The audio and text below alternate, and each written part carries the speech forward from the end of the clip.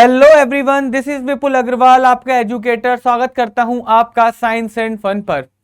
तो बच्चों, हमने इकोनॉमिक्स के अपने लास्ट लेक्चर में चैप्टर नंबर 2 स्टार्ट करा था, जो था कंज्यूमर इक्विलिब्रियम। और उस चैप्टर में बच्चों हमने लास्ट क्लास में पढ़ा था कंज्यूमर के बारे में, यूटिलिटी के बारे में, और सर यूटिलिटी के दो अप्रोचेस के बारे में हमने पढ़ा था, कार्डिनल एंड ऑर्डिनल। कार्डिनल मतलब जहां पर कि कंज्यूमर सेटिस्फेक्शन को क्वांटम यानी कि क्वांटिटी के फॉर्म में लिखा जा सकता है, और सर ऑर्डिनल यूटिलिटी अप्रोच वो अप्रोच जहां पर सेटिस्फेक्शन को प्रेफरेंसेस के अकॉर्डिंग रैंक दे सकते हैं। क्लियर है। उसके बाद हमने यूटिलिटी के बारे में पढ़ा था, जो कि था want satisfying power of a commodity, total utility, marginal utility के बारे में पढ़ा था। एंड देन लास्ट टॉपिक जो था हमारा उस लेक्चर का वो था law of diminishing marginal utility, law of DMU, जिसके अंदर हमने ये पढ़ा था कि जब एक कंज्यूमर सेम गुड्स को बार बार कंज्यूम करता है तो हर बार कंजम्पशन के बाद मिलने वाला सेटिस्फेक्शन कम होता चला जाएगा। तो ये बच्चों हमने लास्ट लेक्चर में हमने पढ़ा था। जिस भी स्टूडेंट्स ने वो वाली वीडियो नहीं देखी है तो इसमें हम्बल रिक्वेस्ट की पहले उस वाली वीडियो को बच्चों देखकर आइएगा, उसके बाद ये वाला लेक्चर देखना स्टार्ट करिएगा। तो बच्चों, आज की क्लास में हम लोग क्या करने वाले हैं? आज की क्लास में हम लोग पढ़ने वाले हैं सर कंज्यूमर इक्विलिब्रियम। आज की क्लास में पढ़ेंगे सर कार्डिनल यूटिलिटी एनालिसिस में कंज्यूमर इक्विलिब्रियम कब मिलता है, कब कंज्यूमर मैक्सिमम सेटिस्फेक्शन पर पहुंचता है, किस पॉइंट पर वो मैक्सिमम सेटिस्फेक्शन को अटेन करता है। आज हम लोग उस पॉइंट के बारे में बच्चों पढ़ेंगे। तो आइए बच्चों स्टार्ट करते हैं आज की क्लास। आज की क्लास बच्चों स्टार्ट करते हैं।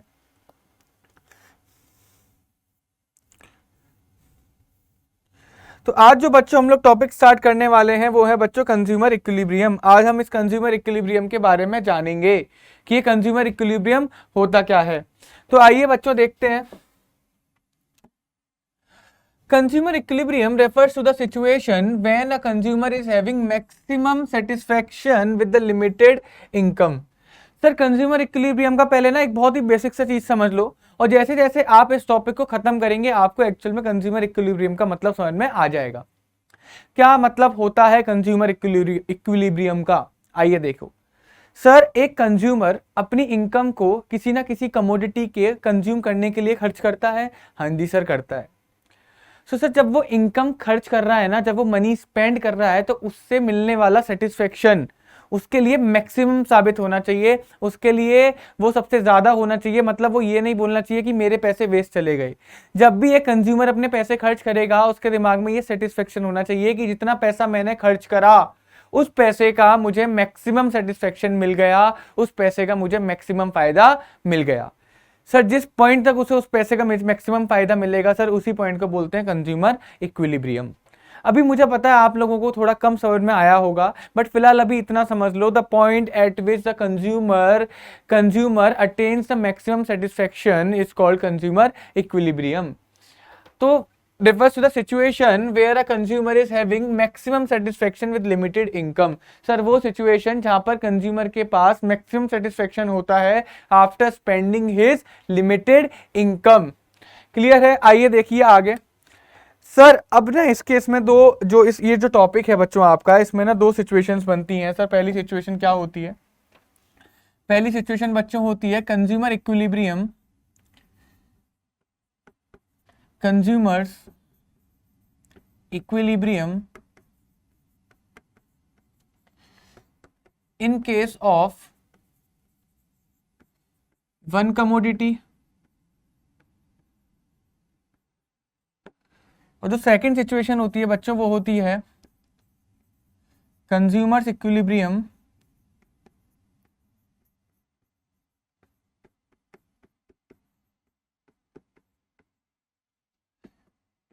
इन केस ऑफ टू कमोडिटीज। पहले जो आप इसमें कार्डिनल यूटिलिटी एनालिसिस में आप दो केसेस पढ़ेंगे। कंज्यूमर इक्विलिब्रियम जहां पर कि कंज्यूमर सिर्फ एक कमोडिटी को कंज्यूम कर रहा है तो कंज्यूमर मैक्सिमम सेटिस्फेक्शन कब अटेन करेगा। जहां पर कंज्यूमर दो कमोडिटी को कंज्यूम कर रहा है सर, कंज्यूमर वहां पर मैक्सिमम सेटिस्फेक्शन कहां पर अटेन करेगा। आज की क्लास में हम लोग इन्हीं दोनों चीजों पर चर्चा करते हैं। आइए बच्चों देखो स्टार्ट करते हैं। Consumer equilibrium in case of one commodity. इस चीज के लिए ना बच्चों आप लोगों को कुछ चीज के बारे में जानना पड़ेगा। आइए वो स्टार्ट करते हैं। बच्चों आप लोगों को MUX के बारे में तो पता ही है, marginal utility of x commodity. इसका मतलब क्या होता है sir? Marginal utility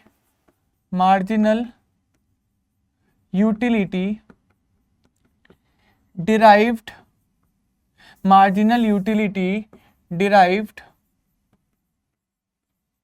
by consuming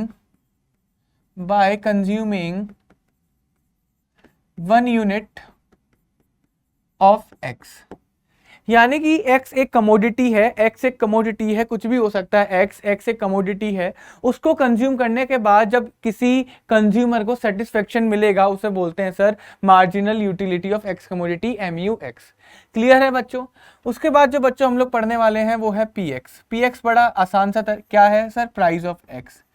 price of x commodity. Price of x commodity कि जो हमने गुड्स कंज्यूम करा उस गुड्स का प्राइस कितना है सर? उस गुड्स का प्राइस कितना है? क्लियर है बच्चों? अब जो एक बहुत इंपॉर्टेंट चीज है वो बच्चों देखना, MUM। इसका मतलब क्या होता है सर? इसका मतलब क्या होता है? इसका मतलब होता है बच्चों मार्जिनल, इसको समझो बच्चों, ये बहुत इंपॉर्टेंट है, मार्जिनल यूटिलिटी ऑफ ₹1। बच्चों मेरी बात को ध्यान से सुनो। जब एक कंज्यूमर अपनी इनकम को स्पेंड करता है, यानी कि मनी को स्पेंड कर रहा है, अगर वो 1 रुपया भी स्पेंड करता है ना तो वो कुछ एक्सपेक्ट करता है कि इस 1 रुपये के बदले में मुझे कुछ सेटिस्फेक्शन मिलना चाहिए। आप तभी तो अपना पैसा खर्च करते हो। आप फ्री में थोड़ा ना कहीं पे भी जाके पैसा उड़ा आते हो। आप किसी भी जगह जब पैसा खर्च करते हो तो आप ये चाहते हो कि उसके बदले में मुझे कुछ मिले। तो 1 रुपये से मिलने वाले सेटिस्फेक्शन को बोलते हैं बच्चों MUM, marginal utility of money. MUM marginal utility of money. अगर आप 1 रुपया भी खर्च कर रहे हो उससे मिलने वाले सेटिस्फेक्शन को बोलते हैं sir marginal utility of money. और बच्चों ये कैसा होता है सर? बच्चों बताओ कैसा होता है ये बच्चों कांस्टेंट होता है। ये बच्चों क्या होता है? कांस्टेंट होता है, यानी कि ना ये बढ़ेगा ना ये कम होगा बच्चों, ये क्या रहेगा? ये बच्चों कांस्टेंट रहेगा। और बच्चों हमारा प्राइस भी क्या होता है सर? प्राइस भी हमारा कांस्टेंट होता है।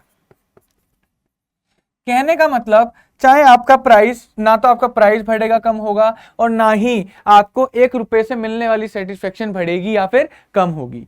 वो दोनों क्या रहने वाली है? वो दोनों सेम रहने वाली है। आगे बात समझ में? 1 रुपये में मिलने वाला सेटिस्फेक्शन आपका MUM। सर अब जो नेक्स्ट टॉपिक है ना वो अगर आपको समझ में आ गया, समझ लो इस टॉपिक का सिंगल कमोडिटी का 50% चीज आपको समझ में आ जाएगी, जो है बच्चों MUX but in terms of rupees. MUX in terms of rupees. अगर इसको मैं बहुत आसान भाषा में लिखूं तो सर इसका मतलब क्या होता है? इसका मतलब होता है ये MUX डिवाइडेड बाई MUM। क्या मतलब हुआ सर इसका? सर इसका मतलब ना बड़ा अच्छा है, बड़ा अच्छा। इस एग्जाम्पल के थ्रू समझते हैं, एक एग्जाम्पल के थ्रू समझते हैं। बच्चों मेरे को एक बात बताओ, मैंने ना 1 प्लेट ऑफ डोसा कंज्यूम करा, 1 प्लेट ऑफ डोसा कंज्यूम करा, ठीक है। मेरे को बच्चों इधर बताओ, मेरे को ना जो मेरा MUM है, मतलब जब मैं 1 रुपया खर्च करूंगा तो उससे मेरे को 1 यूटिल मिलेगा। क्या मिलेगा बच्चों? 1 यूटिल मिलेगा, यानी कि 1 रुपया खर्च करके मेरे को 1 यूटिल का सेटिस्फेक्शन मिलेगा। क्लियर बात है या नहीं है? हाँ जी सर क्लियर बात है। और मेरा जो MUX यानी कि जब मैंने 1 डोसा कंज्यूम करा था उससे मेरे को 20 यूटिल्स मिले। उससे बच्चों मेरे को कितनी यूटिल्स मिले? 20 यूटिल्स मिले। कहने का मतलब मैंने एक डोसा कंज्यूम करा, डोसा कंजम्पशन करने के बाद मेरे को 20 यूटिल्स का सेटिस्फेक्शन मिला और 1 रुपया खर्च करने के बाद मेरे को 1 यूटिल मिलना चाहिए। ये क्लियर है? तो बच्चों को बताओ मेरा MUX in terms of rupees कितना होगा? MUX in terms of rupees बच्चों मेरा कितना होगा भाई? 20 डिवाइडेड बाई 1। MUX 20 था, MUM 1 था, तो कितना रुपीज? 20 रुपीज। सर इस 20 रुपीज का मतलब क्या है? इस 20 रुपीज का मतलब क्या है? सर इस 20 रुपीज का मतलब ये है कि जब मैंने एक डोसा को कंज्यूम करा तो उससे मेरे को कितने रुपए का सेटिस्फेक्शन मिला। बात को दोबारा से समझो, जब मैंने डोसा कंज्यूम करा उससे मेरे को कितने रुपए का सेटिस्फेक्शन मिला। ये होता है sir MUX in terms of rupees. मैंने जैसे ही डोसा को कंज्यूम करा, हाय मेरे को तो 20 रुपए के मजे आ गए। कितने के मजे आ गए? 20 रुपए के मजे आ गए। ये होता है सर MUX। और MUX in terms of rupees का फॉर्मूला क्या होता है? MUX in terms of utils divided by MUM। Clear है बच्चों? कैसे? अरे भाई 20 यूटिल्स मिले थे, 20 यूटिल्स मिले थे, 20 का सेटिस्फेक्शन मिला था, 1 रुपए का एक सेटिस्फेक्शन है, तो 20 मुझे 20 रुपीज का यानी कि 20 रुपए का सेटिस्फेक्शन मिला। क्लियर है बच्चों? कोई प्रॉब्लम इसमें? तो बस ये चीज को समझ लो, बाकी आपके लिए बड़ा आसान हो जाएगा। आओ देखते हैं, आओ देखते हैं। इस अगर डायग्राम को आपने समझ लिया, बस पूरा टॉपिक खत्म। आधा आपका पिछली स्लाइड पे, आधा आपका इस जगह पर। आपको consumer equilibrium in case of single commodity अभी समझ में आ जाएगा। एंड में गारंटी देता हूं बच्चों, कोई इस तरीके से नहीं समझाएगा। आओ चलो देखते हैं बच्चों। देखो मेरे को दिख रहा है MUX। MUX मतलब इन यूटिल्स, यूटिल्स की फॉर्म में। सर PX मतलब प्राइस होता है। MUX in terms of rupees, इसका फॉर्मूला क्या होता है सर? इसका फॉर्मूला होता है MUX in terms of utils divided by MUM, यानी कि 1 रुपए में मिलने वाला सेटिस्फेक्शन। सर 1 रुपए में मिलने वाला सेटिस्फेक्शन। और इस केस में जो मैं MUM है, इस केस में मैं MUM बच्चों 1 यूटिल ले लेता हूं, 1 यूटिल ले लेता हूं कि भाई 1 रुपया खर्च करने के बाद मेरे को 1 यूटिल सेटिस्फेक्शन मिलेगा। आओ बच्चों देखना स्टार्ट करते हैं, सुनना मेरी बात को। मैंने सबसे पहले एक कमोडिटी को कंज्यूम करा, मैंने first unit of a commodity x को कंज्यूम करा, मेरे को मिले 20 यूटिल्स ऑफ सेटिस्फेक्शन। उसका प्राइस कितना था? 8 रुपए था। मेरे को बताओ कितने रुपए का मजा आया? भाई मेरे को 20 मजा आया, 20 यूटिल्स का मजा आया। 1 रुपए में 1 यूटिल होती है, तो मेरे को 20 रुपए का मजा आया। अब बताओ बच्चों कितने मजे आएंगे ना? हमने खर्च करा 8 रुपया, मजे आए 20 रुपए के। हमने खर्च करे 8 रुपए और मजे आ गए बच्चों 20 रुपए के। फायदे का सौदा है या नहीं है? हाँ जी सर, बिल्कुल फायदे का सौदा है। 8 रुपए खर्च करके 20 रुपए के मजे मिलने हैं, फायदे का सौदा तो है। आओ तो बताओ डिफरेंस क्या होगा? सर डिफरेंस होगा क्या? 20 माइनस 8, 12 रुपए का प्रॉफिट। भाई 8 रुपए खर्च करे हैं, 20 रुपए का मजा मिला है, 12 रुपए का प्रॉफिट हुआ। कितना सही हिसाब है ना? हाँ जी। क्या बच्चों एक बार बताओ, मैं और लूंगा क्या? मैं अभी इसको और कंज्यूम करूंगा? हाँ जी बिल्कुल करूंगा। भाई फायदा हो रहा है, कंज्यूम क्यों नहीं करूंगा? बिल्कुल करूंगा कंज्यूम में। आओ चलो देखते हैं। दूसरे केस में जब मैंने सेकंड प्लेट यानी कि दूसरी कमोडिटी जैसी मैंने कंज्यूम करी, मेरे को मिला सर 16 का सेटिस्फेक्शन। कितने का सेटिस्फेक्शन मिला मेरे को? 16 का। 1 रुपए का एक सेटिस्फेक्शन मिलेगा, तो मेरे को 20 कितने रुपए का मजा आया? 16 रुपीज का। बताओ बच्चों 8 रुपए खर्च करके 16 रुपए का मजा मिला। फायदे का सौदा है या नहीं है? हाँ जी सर है, मैं तो और खाऊंगा, मैं तो और खाऊंगा। 8 रुपए खर्च करके 16 रुपए के मजे मिल रहे हैं, मैं क्यों नहीं खाऊंगा? मैं तो खाऊंगा, बिल्कुल खाऊंगा। आओ बच्चों देखो, तो बच्चों प्रोड डिफरेंस कितना आया सर? 16 रुपए का मजा मिला मात्र 8 रुपए खर्च करके। सर अभी भी 8 रुपए का प्रॉफिट है, अभी भी सर 8 रुपए का प्रॉफिट है। क्या मैं और खाऊंगा? हाँ जी सर मैं और खाऊंगा। आओ और खाते हैं। जैसे ही मैंने तीसरा प्लेट खाया, मेरे को मिला सर 12 का सेटिस्फेक्शन और 1 रुपए का एक सेटिस्फेक्शन। तो सर कितने रुपए का मजा मिला? कितने रुपए का मजा मिला सर? 12 का। अब मेरे को एक बार बताओ, 8 रुपए खर्च करके 12 रुपए का मजा मिल रहा है, 8 रुपए खर्च करके 12 रुपए का मजा मिल रहा है, खाऊंगा नहीं खाऊंगा? अरे सर बिल्कुल खाऊंगा। भाई जितना पैसा खर्च कर रहे हो उससे ज्यादा ही मजा मिल रहा है, खाऊंगा भाई, मैं तो बिल्कुल खाऊंगा। आओ बच्चों देखो, सर 12 रुपए का मजा मिला मात्र 8 रुपए खर्च करके। सर 4 रुपए का प्रॉफिट ही हो रहा है मेरे को, 4 रुपए का प्रॉफिट ही हो रहा है। एक और प्लेट खाकर देखते हैं। सर 8 का सेटिस्फेक्शन मिला, 1 रुपए का एक सेटिस्फेक्शन हो गया, तो मुझे कितने का मजा मिला? 8 रुपए का। मैं खर्च कर रहा हूं 8 रुपए। अब चौथे केस में जैसे ही मैंने चौथा प्लेट कंज्यूम करा, 8 रुपए खर्च कर रहा हूं, 8 रुपए का ही सेटिस्फेक्शन मिल रहा है, तब भी मैं नुकसान में नहीं हूं। जितना पैसे खर्च कर रहा हूं उतने का ही मेरे को फायदा मिल रहा है, तब भी मैं नुकसान में नहीं हूं, मैं खाऊंगा, इस बार भी मैं खाऊंगा। तो बच्चों मेरे को बताओ, 8 रुपए खर्च करे, 8 का प्रॉफिट मिला, आया बच्चा निकल के 0। सर इसी सिचुएशन को बोलते हैं क्या? Consumer equilibrium. इसी को बोलते हैं बच्चों क्या? Consumer equilibrium in case of single commodity, in case of single commodity. क्यों बच्चों? ध्यान से देखना, कंज्यूमर ने कहां तक कंज्यूम करा। अगर इसके बाद वाला मैं किस्सा देखूं, सर मेरे को मिला मात्र 4 सेटिस्फेक्शन, 1 रुपए का एक सेटिस्फेक्शन, तो 4 रुपए का ही मजा आया। 8 रुपए खर्च करके 4 रुपए का ही मजा आ रहा है, यानी कि बच्चों मेरे को 4 रुपए का क्या हो गया? लॉस हो गया। क्या कंजम्पशन होगा? नहीं करूंगा, मैं कंज्यूम नहीं करूंगा। तो सर कंज्यूमर ने कंज्यूम कहां तक करा? सर 4th यूनिट तक कंज्यूम करा। कंज्यूमर ने कंज्यूम कहां तक करा? 4th यूनिट तक कंज्यूम करा, क्योंकि 4th यूनिट तक ही उसको अपने पैसे की वैल्यू मिल रही थी। जैसे ही उसने 5th यूनिट को कंज्यूम करा, उसे अपने पैसे की वैल्यू नहीं मिली। तो जिस जगह पर खर्च करा गया अमाउंट बराबर हो जाए मिलने वाले सेटिस्फेक्शन से। 8 रुपए खर्च करे, 8 रुपए का मजा मिल गया, दोनों बराबर हो गए।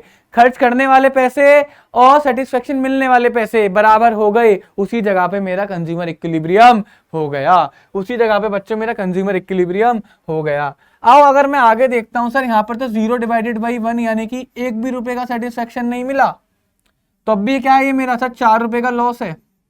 सॉरी बच्चों, 8 रुपए का लॉस है। क्लियर है। और सर इस जगह पे तो क्या ही हुआ, सर इस जगह पे तो मेरे को ना -4/1 यानी कि मुझे तो ऐसा लगा कि मैंने 4 रुपए अपने फालतू और बर्बाद कर दिए। क्लियर है नहीं क्लियर है। तो सर मेरे को यहाँ पे लॉस कितने का हुआ सर, 12 रुपए का लॉस हुआ सर यहाँ पे मेरे को। क्लियर है। यानी कि आपको फायदा ऊपर यहाँ तक वाले हिस्से तक हुआ, इस जगह पर आप ना इक्विलिब्रियम पे पहुंच गए। कहने का मतलब उस पॉइंट पे पहुंच गए जहां तक आपने फायदा ले लिया। बात ही समझ में नहीं आई। यानी इस पॉइंट तक आप लॉस में नहीं थे, तो जिस पॉइंट तक आप लॉस में नहीं थे वही पॉइंट हो गया बच्चों आपका क्या, कंज्यूमर इक्विलिब्रियम। अब बच्चों एक बार बताओ मेरे को, ये पॉइंट कौन सा है बच्चों, ये पॉइंट कौन सा है, ये कंज्यूमर इक्विलिब्रियम का पॉइंट कौन सा है, जल्दी से मेरे को बताओ। सर ये पॉइंट वो है जहां पर हमारा marginal utility of x in terms of rupees बराबर था हमारे प्राइस ऑफ एक्स के। यही तो पॉइंट है जहां पर हम दोनों का ये दोनों बराबर हुए। कहां पे बराबर हुए सर, यहां पे बराबर हुए। तो यही पॉइंट हमारा क्या हो गया सर, कंज्यूमर इक्विलिब्रियम हो गया। मैं MUX को ऐसे लिख सकता हूं, नहीं लिख सकता भाई, MUX divided by MUM is equal to PX। तो सर यही पॉइंट मेरा क्या बन गया सर, यही पॉइंट मेरा कंज्यूमर इक्विलिब्रियम बन गया। अब आपको ना किताबों में दे दिया जाता है कि consumer equilibrium in case of single commodity ये होता है sir, MUX divided by MUM is equal to PX। बताया ही नहीं, कैसे आया बताया ही नहीं।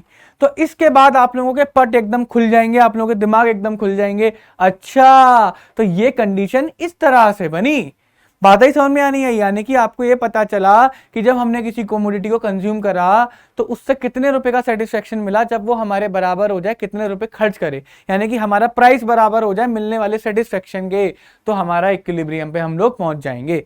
तो इस पॉइंट पर ये कंडीशन निकल कर आई और मैंने इस कंडीशन की बजाय इसकी जगह ये वाला फॉर्मूला मैंने पुट कर दिया, क्योंकि देखो मैंने यहाँ पर यही तो लिखवाया है, MUX in terms of rupees equal to MUX divided by MUM। बस मैंने उसकी जगह पर बच्चों ये वाला फॉर्मूला पुट कर दिया, तो ये मेरा कंज्यूमर इक्विलिब्रियम निकल आया। कोई प्रॉब्लम बच्चों इसमें, कोई दिक्कत, जल्दी बताओ। तो अब मैं यहाँ पर लिख सकता हूँ नहीं लिख सकता, कंज्यूमर इक्विलिब्रियम। आओ बच्चों देखो यहाँ पर, तो मैं यहाँ पे लिख सकता हूँ नहीं लिख सकता, कंज्यूमर्स इक्विलिब्रियम वन कमोडिटी के केस में, वन कमोडिटी के केस में क्या होता है बच्चों, क्या होता है बच्चों, आओ देखो सर, हमारा रुपए में मिलने वाला सेटिस्फेक्शन अगर बराबर हो जाए हमारे प्राइस के, और मैंने क्या करा बच्चों, इसकी जगह पर क्या लिख दिया, इसकी जगह पर बच्चों मैंने ये लिख दिया, ये हमारे बराबर हो गया प्राइस के। बच्चों आपकी किताबों में ये दे रखा है कंज्यूमर इक्विलिब्रियम, और इसके अलावा एक और पॉइंट दे रखा है क्या, बस कुछ नहीं, MUM को इधर लेके चले गए। मतलब अब इन्होंने क्या करा बच्चों, इन्होंने क्या करा कि MUM को ना बच्चों इधर लेके चले गए और प्राइस को इधर लेकर आ गए। कोई फर्क नहीं पड़ेगा, दोनों कंडीशन फिर भी सेम रहेंगी। आओ देखो, यानी कि MUX divided by PX is equal to MUM। तो बच्चों आपकी जो बुक में ना ये दो वाले, ये वाला और ये वाला, यही दो कंडीशन से रखी है, और आपको समझ में आ गया होगा कि ये दोनों कंडीशंस आई कहां से, ये दोनों कंडीशंस बच्चों इस तरह से आई हैं। तो क्या बच्चों मेरे को बताओ, आप लोगों को क्लियर है या नहीं है बच्चों, आप लोगों को क्लियर है या नहीं है। हाँ जी सर, हमें तो एकदम से पूरा मजा आ गया। क्लियर है बच्चों, आ जाओ, क्लियर है। आओ बच्चों एक चीज और देखते हैं, बच्चों एक चीज और देखते हैं छोटी सी, जल्दी से आइए बच्चों, एक चीज छोटी सी और देखते हैं, आपको और क्लियर हो जाएगा। आओ देखते हैं, हम ना कुछ केस लेते हैं। एक केस नंबर हमने 1 लिया, जो आपको पक्का समझ में आ जाएगा क्या, कि क्या होगा व्हेन, जब हमारा MUX अपॉन MUM बड़ा होगा हमारे प्राइस से। तो इस केस में क्या होगा, कंज्यूमर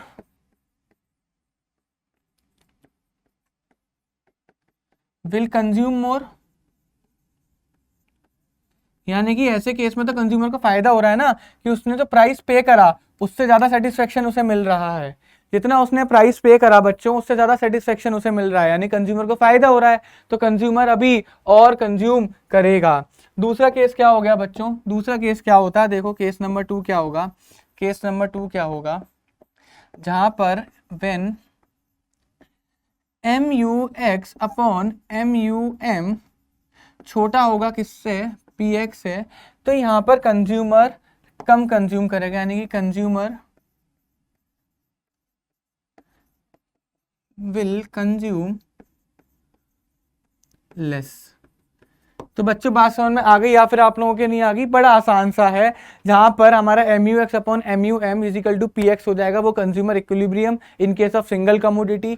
जहां पर हमारा M U X divided by M U M बड़ा है हमारे प्राइस से, देन कंज्यूमर सरप्लस में है, वो और कंज्यूम करेगा। जहां पर हमारा M U X divided by M U M छोटा है पी एक्स से, प्राइस से कम है, देन वहां पर कंजम्पशन कम हो जाएगा, कंज्यूमर अपना कंजम्पशन कम कर देगा, क्योंकि उसे अपने पैसे की वैल्यू नहीं मिल रही, उसे बच्चों अपने पैसे की वैल्यू नहीं मिल रही।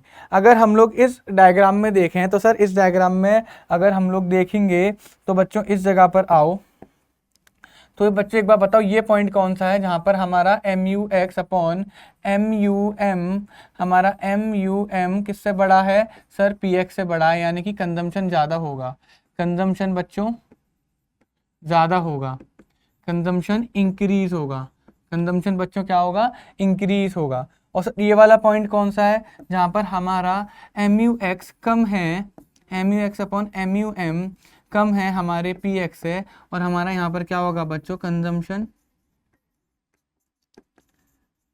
कम हो जाएगा। हमारा बच्चों यहाँ पे कंजम्पशन क्या हो जाएगा बच्चों, कम हो जाएगा। तो बच्चों बताओ कोई प्रॉब्लम, ये टॉपिक एकदम से आपके आगे दिमाग में आ गया होगा कि when in case of single commodity consumer को इक्विलिब्रियम कहाँ पे मिलता है, जहाँ पर जितना उसने पैसा खर्च करा वो बराबर हो जाए आपको मिलने वाले सेटिस्फेक्शन के। क्लियर है बच्चों, आइए स्टार्ट करते हैं नेक्स्ट टॉपिक। हाँ इसका ना एक बार डायग्राम और देख लेते हैं बच्चों, इसका एक बार डायग्राम और देख लेते हैं, आ जाइए इसका बच्चों एक बार डायग्राम और देख लेते हैं। डायग्राम आपके कोर्स में है इस चीज का, तो बना लेते हैं बच्चों, एक बार आ जाओ। ये बच्चों हमारा वाई एक्सिस होता है, ये बच्चों हमारा एक्स एक्सिस होता है, ये हमारा क्या होता है, ओरिजिन होता है। यहाँ पर तो हमें नेगेटिव की भी जरूरत पड़ेगी। क्लियर है, आओ बच्चों देखते हैं। हम एक्स एक्सिस को मान लेते हैं बच्चों हमारा यूनिट्स, और वाई एक्सिस को मान लेते हैं क्या बच्चों, M U X in terms of rupees and price of the commodity. Clear है नहीं क्लियर है, आओ बच्चों देखते हैं। यानी कि हमने बच्चों बताओ कितनी यूनिट्स कंज्यूम करी थी सर, 7 यूनिट्स को कंज्यूम करा था हमने, यानी कि 1 2 3 4 5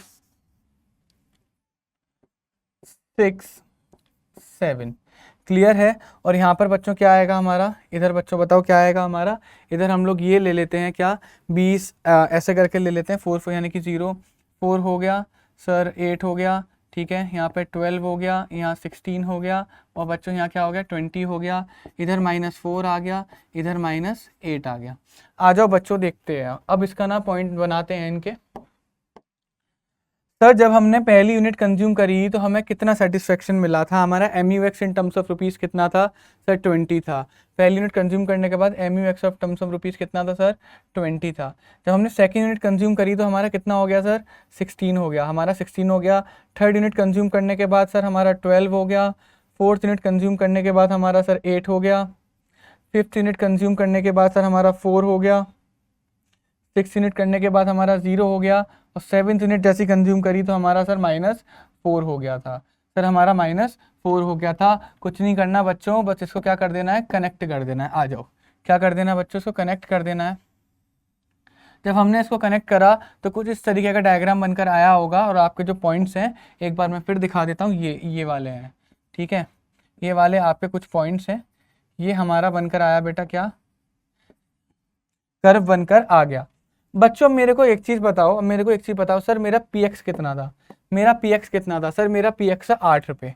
तो ये क्योंकि px हमारा क्या था सर, px हमारा कांस्टेंट था, ये मेरा px हो गया, ये मेरा क्या हो गया, mu x in terms of rupees हो गया। क्लियर है, ये मेरा MUX in terms of rupees की लाइन हो गई, ये मेरी प्राइस की लाइन हो गई। तो जहां पर सर जिस जगह पर जिस पॉइंट पर ये दोनों क्या हुए सर, देखो इस वाले पॉइंट पर ये दोनों क्या हुए, सेम हुए, इस पॉइंट पर ये दोनों सेम हुए, तो ये पॉइंट मेरा क्या है सर, कंज्यूमर इक्विलिब्रियम। ये पॉइंट मेरा क्या हो गया सर, कंज्यूमर्स इक्विलिब्रियम। तो बच्चों अब मुझे क्या समझ में आया, यानी कि बच्चों एक चीज देखना, बच्चों इस चीज से ना क्या समझ में आया, आओ देखते हैं। सर इस चीज से ये समझ में आया कि ये वाला जो एरिया था, जो सर ये वाला जो एरिया था,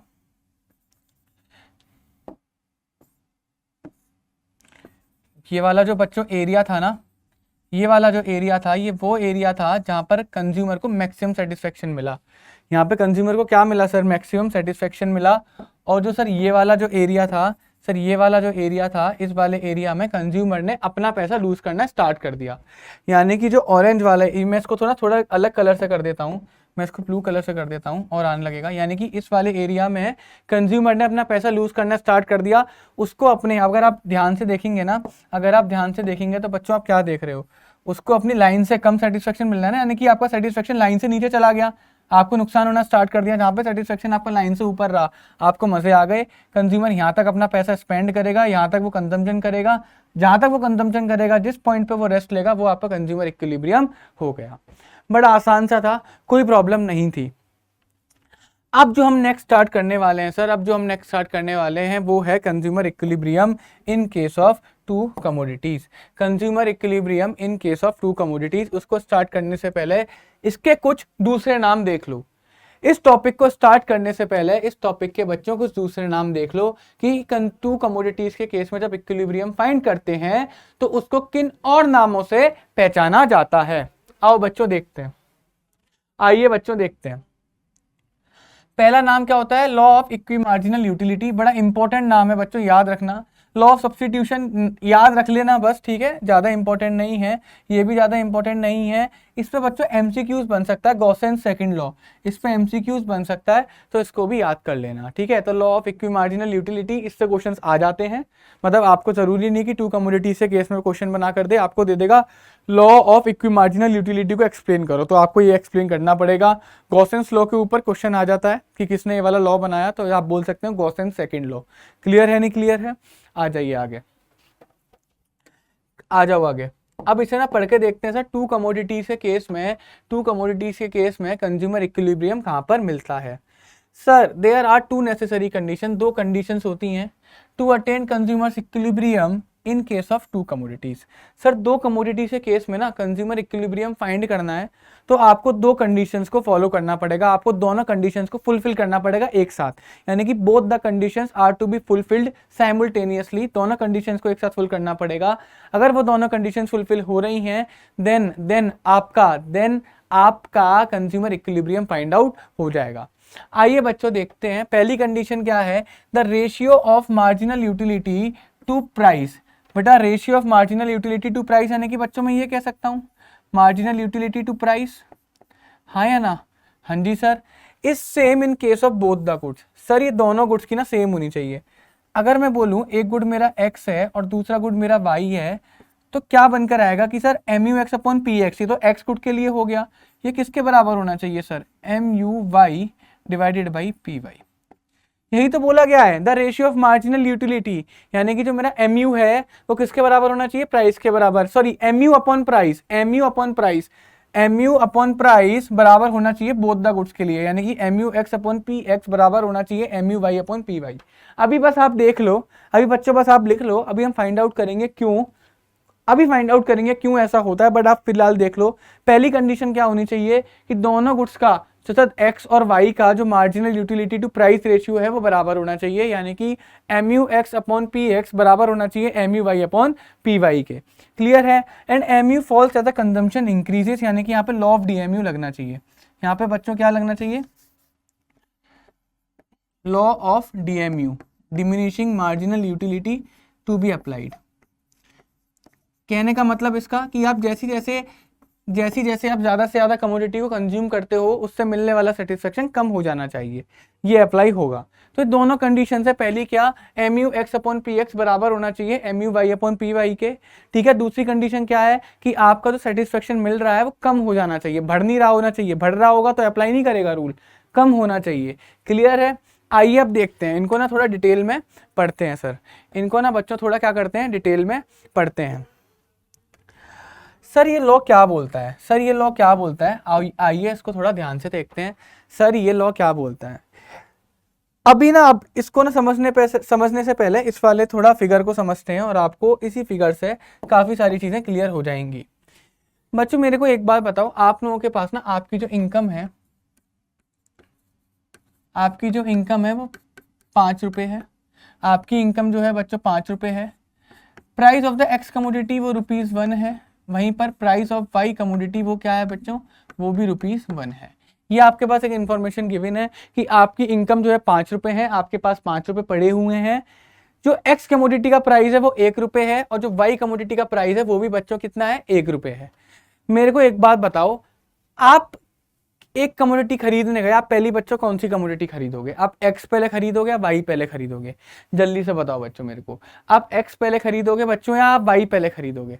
बच्चे बोल रहे हैं सर हम तो पहले एक्स खरीदेंगे, क्योंकि एक्स से 20 यूटिलिटी मिल रहा है और वाई से 16 मिल रहा है, तो पहला रुपया मैं कहाँ खर्च करूंगा, जहां से मेरे को ज्यादा यूटिलिटी मिले। सर मैंने एक्स यूटिलिटी पे अपना पहला ₹1 खर्च कर दिया, मैंने एक्स यूटिलिटी पे पहला अपना ₹1 खर्च कर दिया, ओके। देन अब मुझे दूसरा रुपया खर्च करना है, तो बच्चों मैं कहाँ पे करूंगा, क्या मैं एक्स की दूसरी कमोडिटी खरीद लूँ या वाई पे शिफ्ट हो जाऊँ। सर मैं वाई पे शिफ्ट हो जाऊंगा, क्योंकि एक्स से ज़्यादा सेटिस्फेक्शन अब वाई पे मिल रहा है। तो बच्चों यहाँ पे मैंने अपना एक और ₹1 खर्च कर दिया। क्लियर बात है या नहीं है बच्चों? हाँ जी सर। अब बच्चों मैं क्या कंज्यूम करूंगा, वाई को या एक्स को? सर ऑफकोर्स एक्स को करूंगा, क्योंकि वाई पे 12 मिल रहा है, एक्स पे 14 मिल रहा है, एक्स पे ज्यादा सेटिस्फेक्शन मिलेगा। आगे बच्चों बात समझ में क्लियर है? ठीक है।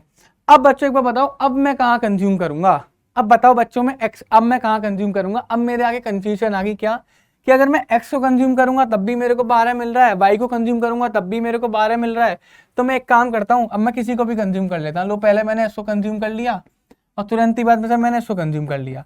अब सर कॉन्सेप्ट क्या निकल कर आया, कॉन्सेप्ट सर ये निकल कर आया, एक बताओ, लास्ट रुपीज स्पेंड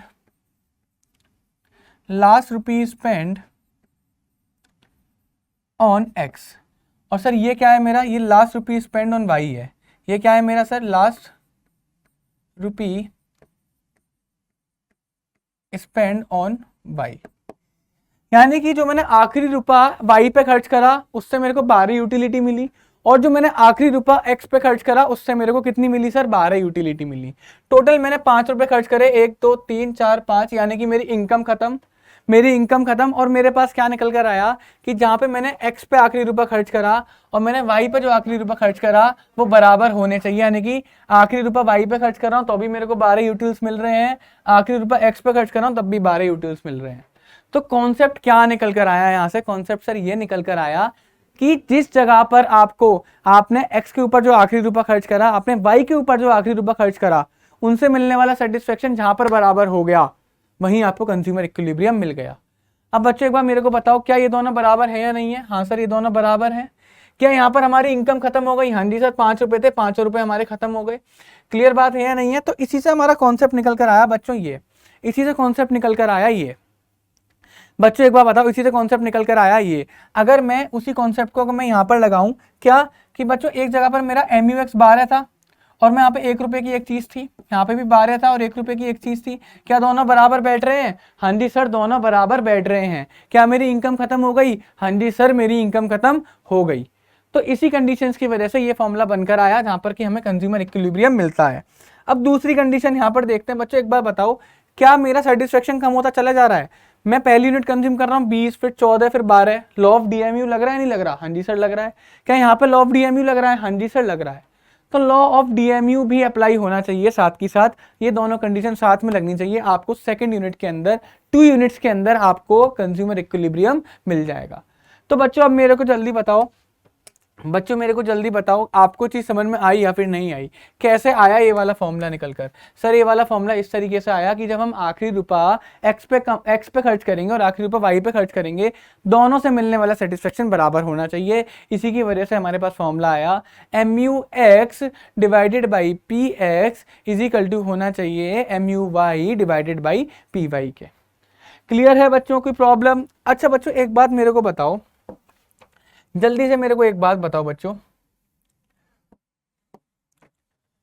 अगर मैंने ये माना कि MU(x) divided by PX is equal to MUY divided by PY है, क्लियर है बच्चों? मैंने यहां पर एक कंडीशन दे दी, if PX is equal to PY, यानी कि प्राइस ऑफ X कमोडिटी का प्राइस और Y कमोडिटी का प्राइस, दोनों के प्राइस क्या है बच्चों? दोनों के प्राइस बराबर हैं। दोनों के प्राइस बच्चों क्या है? दोनों के प्राइस बराबर है, ठीक है, दोनों के प्राइस बराबर है। मैं लेट ले लेता हूं, लेट X। तो एक बार बताओ बच्चों, MU(x) divided by X is equal to MUY divided by X। मैंने दोनों की जगह x रख दिया, x से x को काटूंगा तो क्या निकल कर आया sir? MU(x) divided by MUY। Sir क्या खोज करी है ना हमने? नहीं बच्चों मैंने नहीं करी, ये बच्चों मैंने खोज नहीं करी, नॉर्मली मैथमेटिकल कैलकुलेशन है।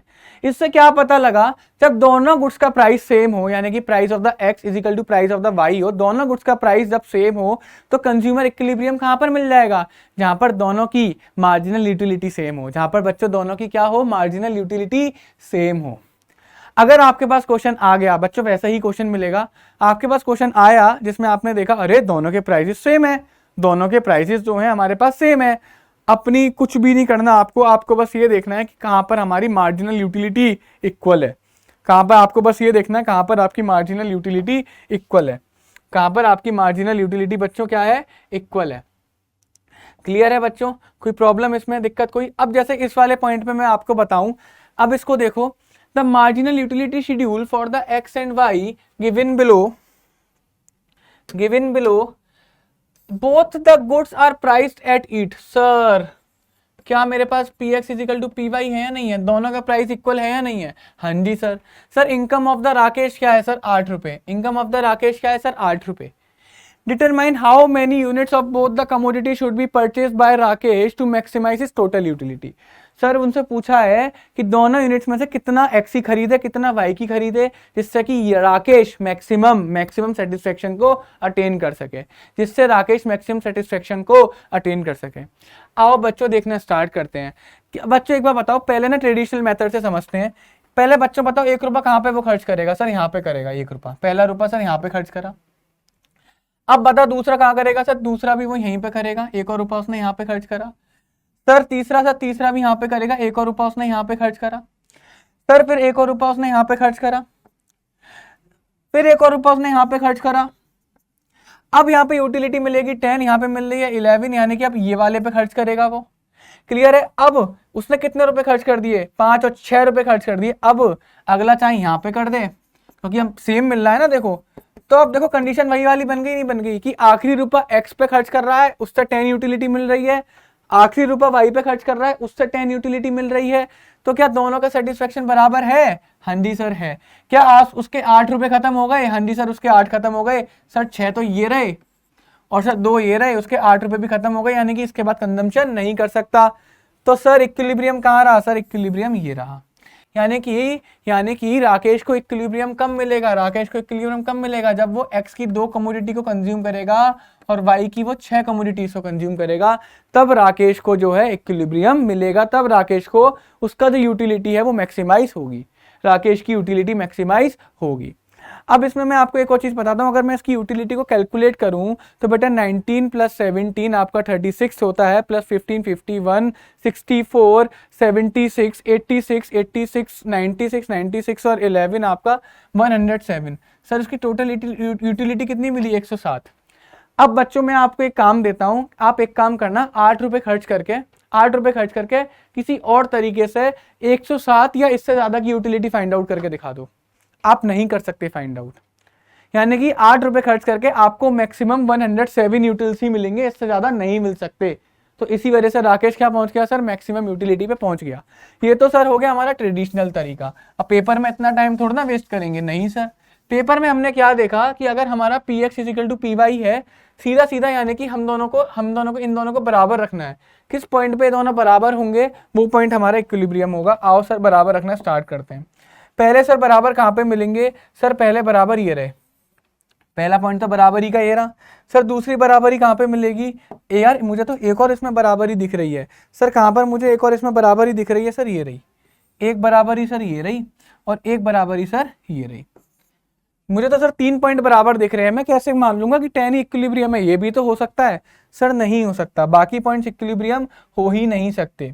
उसका रीजन देखो सर, यानी कि 6 इक्विलिब्रियम है तो उसे कितनी यूनिट कंज्यूम करनी पड़ी सर, 6 यूनिट इसकी कंज्यूम करनी पड़ेंगी, और सर कितनी 8 यूनिट इसकी कंज्यूम करनी पड़ेंगी, यानी कि 6 रुपये वो यहाँ खर्चेगा, और क्या बोलते हैं, और 8 रुपये वो यहाँ खर्चेगा, तो सर उसे 14 रुपये खर्च करने पड़ेंगे।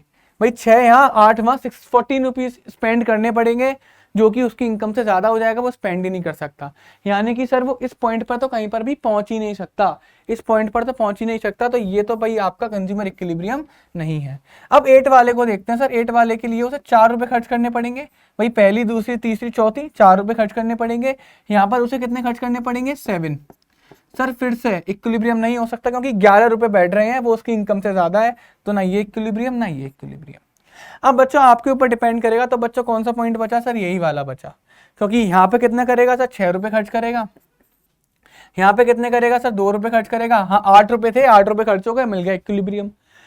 क्लियर है, बहुत आसान सा कॉन्सेप्ट है, कुछ नहीं करना। जहां पर आपका P X is equal to P Y हो, दोनों को बराबर रख देना, दोनों मार्जिनल यूटिलिटीज को बराबर रख देना। जहां पर बराबर है वहीं आपका कंज्यूमर इक्विलिब्रियम है। बस एक बात का ध्यान रखना, उसकी पूरी इनकम स्पेंड होनी चाहिए, पूरी इनकम खर्च होनी चाहिए।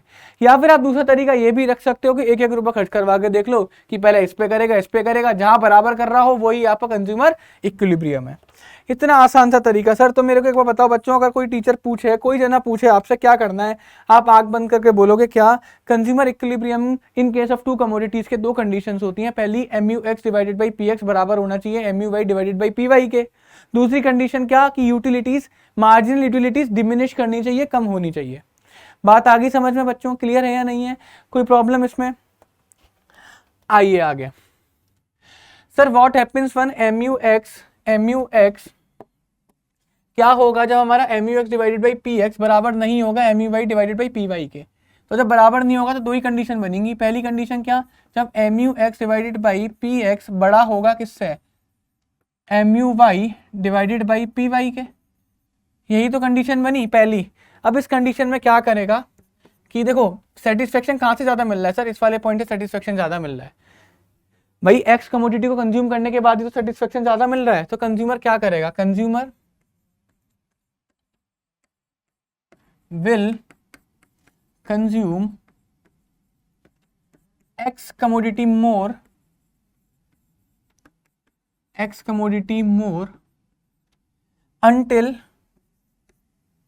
until it equals to MUY divided by PY। MUY divided by PY कहने का मतलब, क्योंकि एक्स है उसे सेटिस्फेक्शन ज्यादा मिल रहा है, यानी कि वो एक्स कमोडिटी को ज्यादा कंज्यूम करेगा, और एक्स कमोडिटी को ज्यादा कंज्यूम करने की वजह से एक्स का सेटिस्फेक्शन कम होता चला जाएगा। यही तो लॉ ऑफ DMU लगता है। एक्स से ज्यादा सेटिस्फेक्शन मिलता है, देखो बच्चों एक्स से ज्यादा सेटिस्फेक्शन मिला, वाई से कम मिल रहा है, वो एक्स को कंज्यूम करेगा जिससे उसको सेटिस्फेक्शन कम होता चला जाएगा।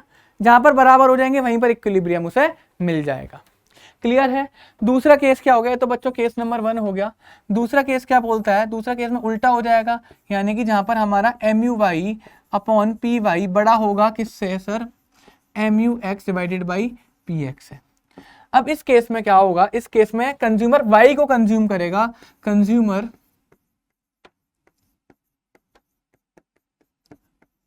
Will consume Y until it equals to MUX divided by PX। Clear है नहीं क्लियर है? अगर हम इस चीज को सर इस वाले एग्जांपल में भी देखें ना, अगर हम इस चीज को इस वाले एग्जाम्पल में भी देखें, इस वाले एग्जाम्पल में भी देखें, बच्चों मेरे को बताओ यहाँ पर एक्स की कमोडिटी ज्यादा थी नहीं थी? हमने बराबर करने को क्या करा, देखो एक्स को ज्यादा कंज्यूम करा, वाई को कम कंज्यूम करा है, करा ही नहीं करा, है ना? अगर हम इस वाले पॉइंट पे देखें सर, इस वाले एग्जांपल में देखें, यहाँ पर बच्चों वाई की कमोडिटी ज्यादा थी, वाई से मिलने वाला सेटिस्फेक्शन ज्यादा था, तो हमने वाई को ज्यादा कंज्यूम करा है, एक्स को कंज्यूम कम करा है। वाई को कहाँ तक कंज्यूम करा है, जहां पर वो एक्स के बराबर हो गया, जैसे ही वो एक्स के बराबर हो गया वहीं हमें इक्विलिब्रियम मिल गया। तो दो कंडीशन बनेगी, जहां पर आपको सेटिस्फेक्शन एक्स से ज्यादा मिल रहा होगा, वाई से कम मिल रहा होगा।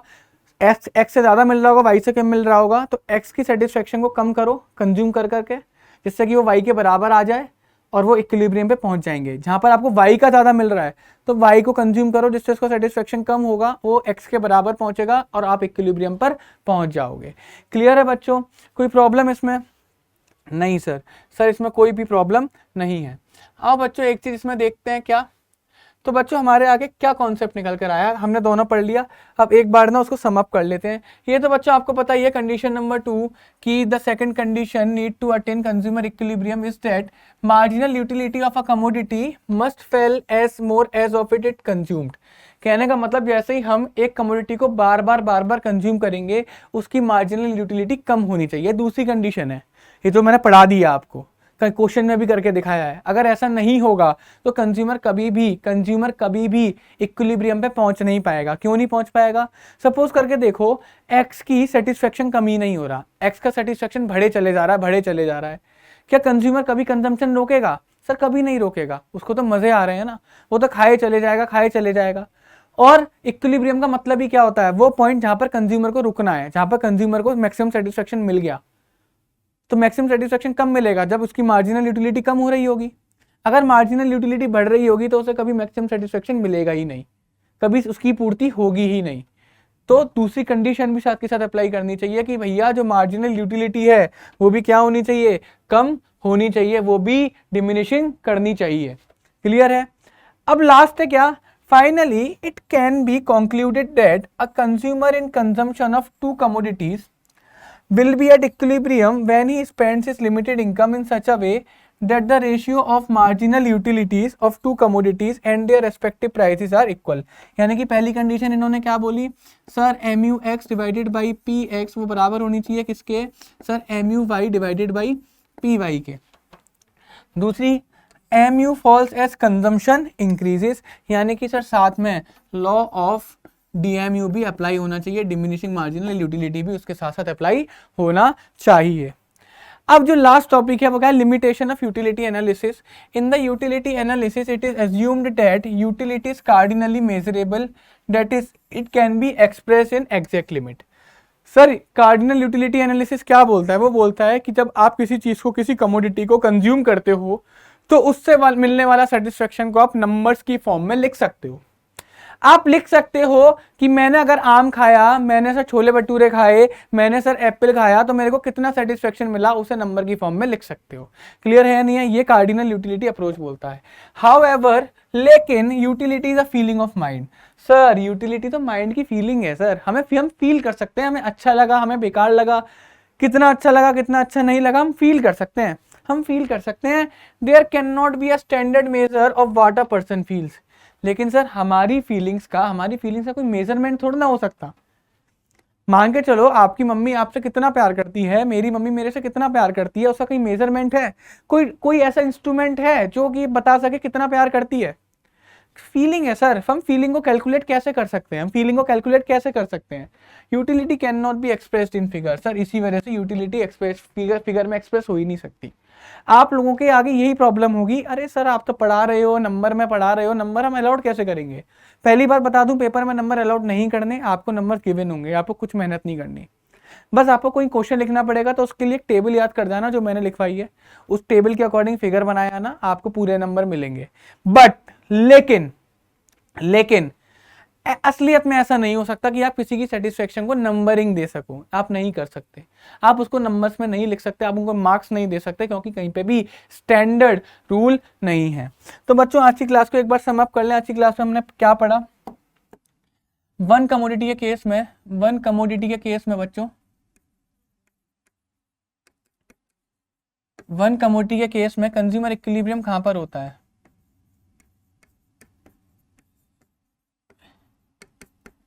कंज्यूमर इक्विलिब्रियम कहाँ पर होता है? वन कमोडिटी के केस में कंज्यूमर इक्विलिब्रियम कहाँ पर होता है? सर वन कमोडिटी के केस में कंज्यूमर इक्विलिब्रियम इस जगह पर होता है, या फिर और इसी को थोड़ा सा चेंज करके अगर मैं लिख दूं तो MUX divided by PX is equal to MUM इस जगह पर। क्लियर है? दोनों कंडीशंस में से कोई सी भी अप्लाई होनी चाहिए। मेनली मैंने ये पढ़ाई है, यही अप्लाई कर दिया तो आपका बेड़ा पार है।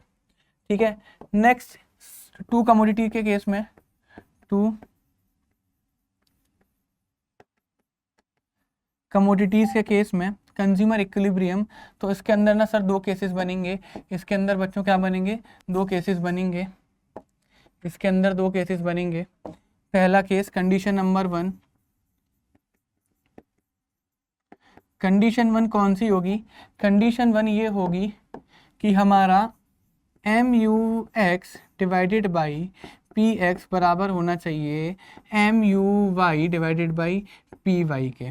पहली कंडीशन तो ये है, पहली कंडीशन तो ये है, या फिर MUX बराबर होना चाहिए हमारा MUY के व्हेन कब, ऐसा कब होना चाहिए जहां पर PX is equal to PY होगा। सर कंडीशन नंबर 2 क्या बोलती है? कंडीशन नंबर 2 ये बोलती है,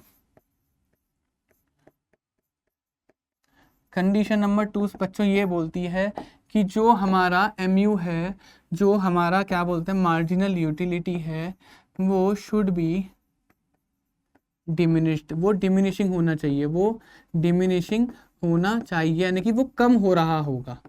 आप जैसे जैसे कमोडिटी को कंज्यूम कर रहे होंगे उससे मिलने वाला सेटिस्फेक्शन कम हो रहा होगा। यही दो चीज़ हमने बच्चों आज की क्लास में पढ़ी हैं, ये आपके सामने है। आप इसको अच्छे से प्रिपेयर कर लीजिएगा, बुक से पढ़ लीजिएगा, कुछ भी टॉपिक आपका छूटा नहीं है। तो बच्चों आज की हमने इस क्लास में कंज्यूमर इक्विलिब्रियम की दोनों कंडीशंस को, इन case of single commodity, in case of two commodities, दोनों कंडीशंस को पढ़ लिया है, दोनों कंडीशंस को अच्छे से समझ लिया है। तो बच्चों आज की लेक्चर में बस इतना ही। मिलते हैं बच्चों नेक्स्ट लेक्चर में, और तब तक के लिए प्लीज इस वीडियोस को लाइक जरूर करिएगा और इस वीडियोस को अपने फ्रेंड्स के साथ शेयर करिएगा, ताकि उनको भी एक क्वालिटी एजुकेशन मिल सके, उनको भी इस लॉजिक के पीछे का राज बच्चों मिल सके। चलो बच्चों, tata, goodbye everyone, take care.